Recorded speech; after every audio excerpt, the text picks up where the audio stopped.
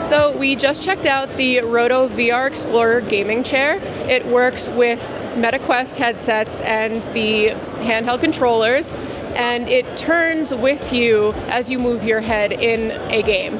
So I did a Journey Through the Cosmos experience. I was fully expecting to get sick trying this out, especially doing it immediately after eating breakfast and slamming 2 cups of coffee.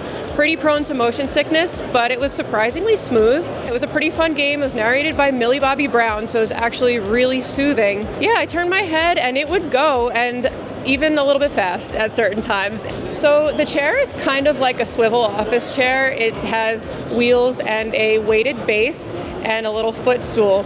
And the whole thing moves your body as you turn your head. So if I look to the left like this, my full body is going to the left. The idea is that it will prevent motion sickness because your body and your head are doing the same thing. You know, usually in VR, you're looking one place, but your body's not necessarily doing the same thing. For this, you're fully seated and just sort of cruising along. I can just picture myself chilling out in this thing for a while, having a great time. Better than expected.